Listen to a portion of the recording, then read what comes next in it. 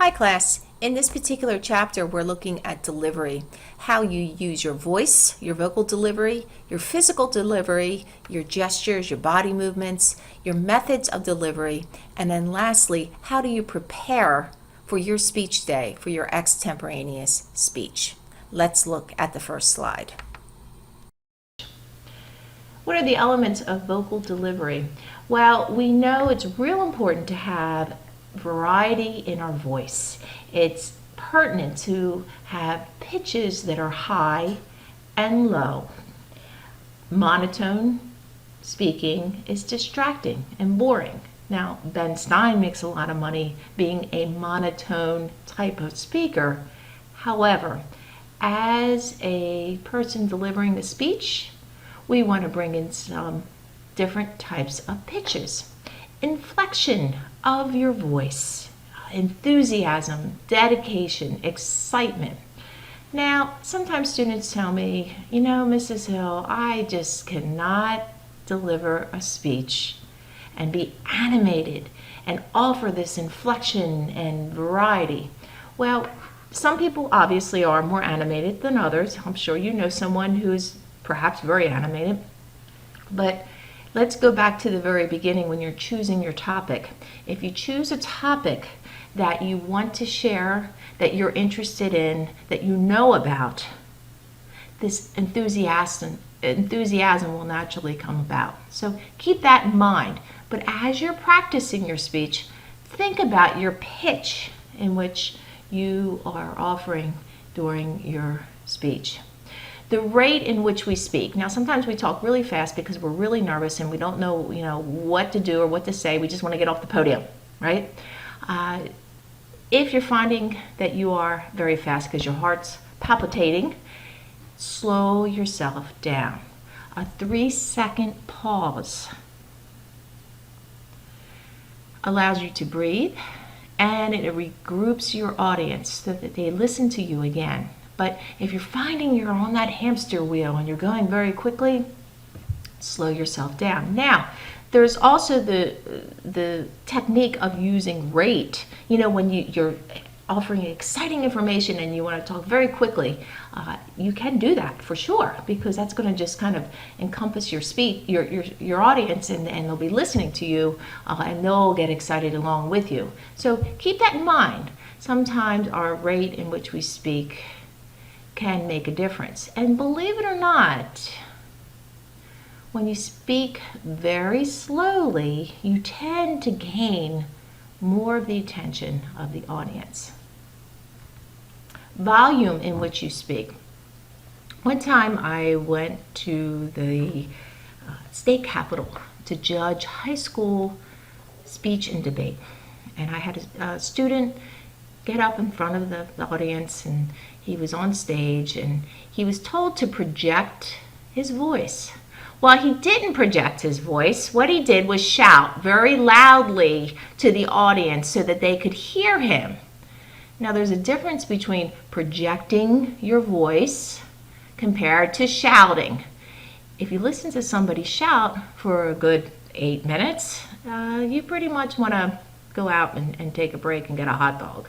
So be concerned about the volume in which you're speaking. If you are a soft speaker, you want to project your voice, you want to have your voice come from here, from your stomach.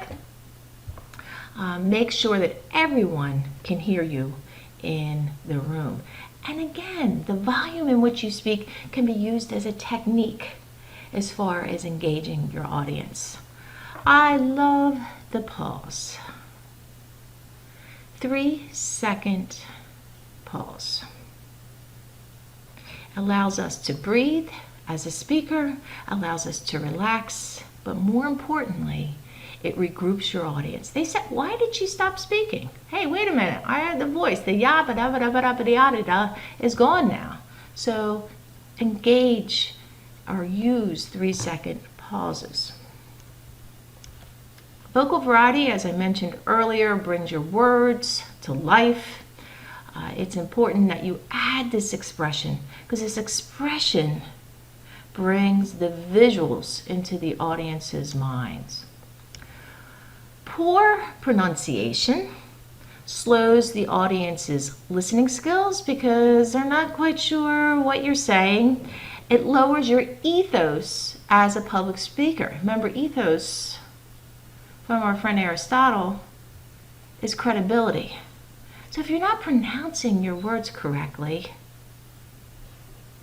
make sure that you obtain the correct pronunciation and write that on your note cards. Now, guys, don't get nervous. Oh, I'm not going to pronounce this word that I need to use. Well, sometimes we mess up, right? We're human.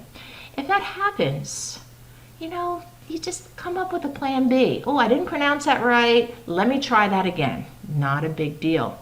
Or if you're called on a pronunciation and you're not quite sure if you have it right, you may say something, make a joke of it. You say tomato, I say tomato. Let's call it a tomato. Something where it brings it to common ground. Articulation of your words. I like to tell students to chew their syllables. A lot of times we forget the last syllable, last three letters of a word. Going, gonna, what you doing, right? We shorten our words. And when you're speaking professionally, you want to articulate, you want to chew your syllables. Offer or practice some warm-up exercises to help improve your articulation. As you're practicing, chew your syllables. Or a lot of times people put a pencil in their teeth and they practice speaking.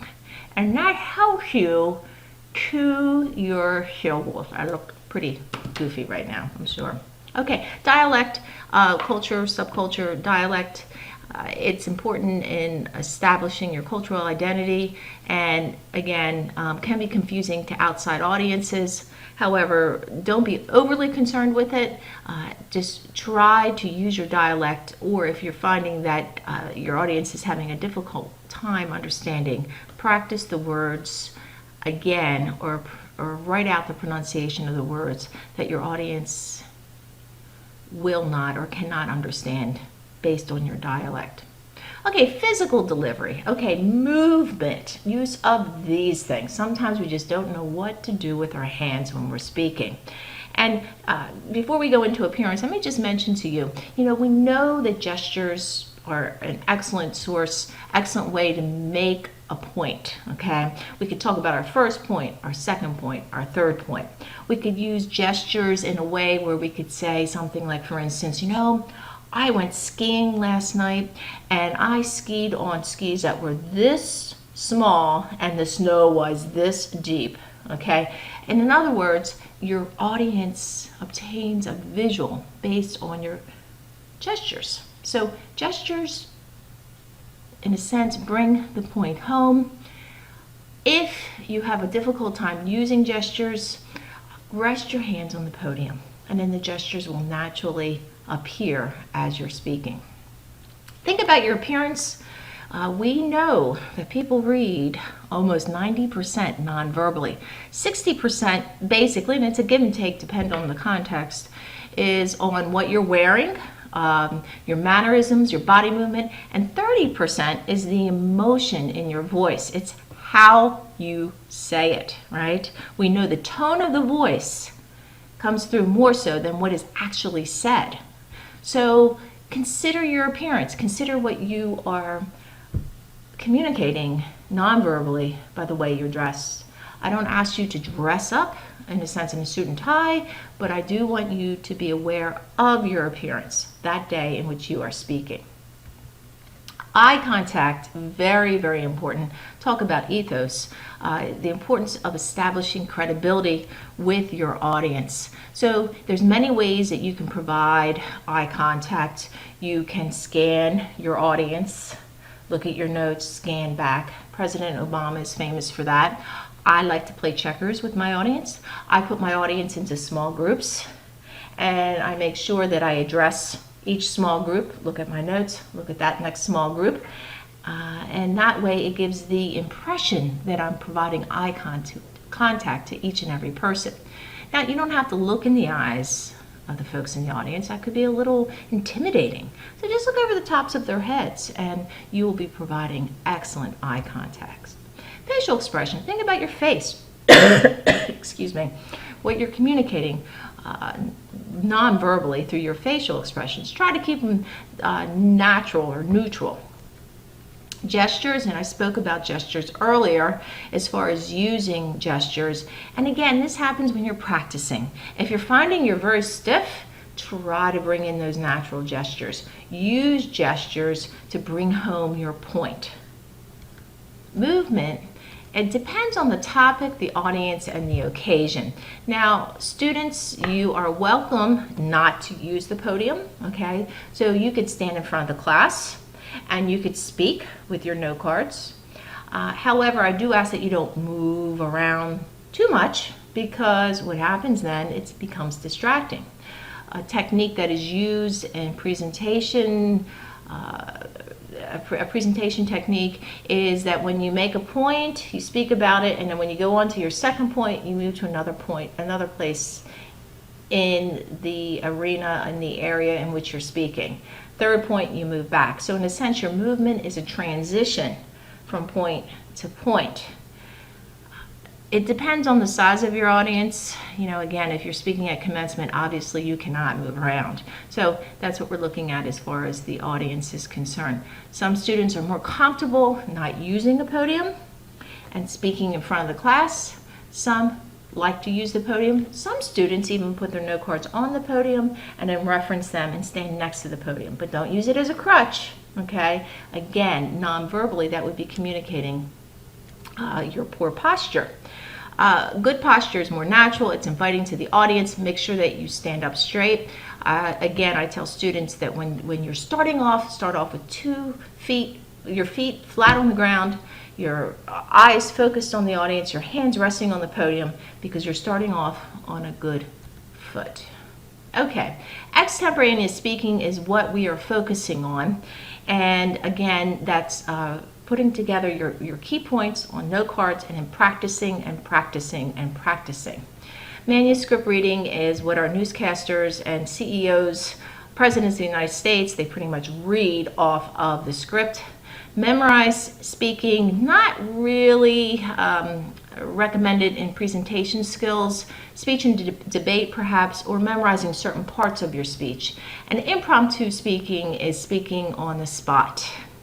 And that's what kind of you'll be doing with your one particular speech. Now, actually, I will not be offering that or asking you to do that this semester. How do you prepare for your extemporaneous speaking? Okay, you want to pay attention to the order of your points, you want to make smooth transitions, and you want to time yourself. So again, after you put your outline together, you put your information on your note cards, you practice, and you practice, and you practice, and you time yourself. And I recommend that you go to the Learning Center and practice with one of our tutors, because not only do you receive the great feedback from our learning tutor, but you also get 5 extra points. Again, Learning Center, practicing with a tutor will give you 5 extra points. Again, reduce your outline to key words, and your outline in a sense would be your note cards. You want to kind of put key points on your note cards. You don't want to write it out, because we get up to the podium and we have all these great intentions to not read, and if it's all written out, guess what you're going to do? So be sure, that you just include key points.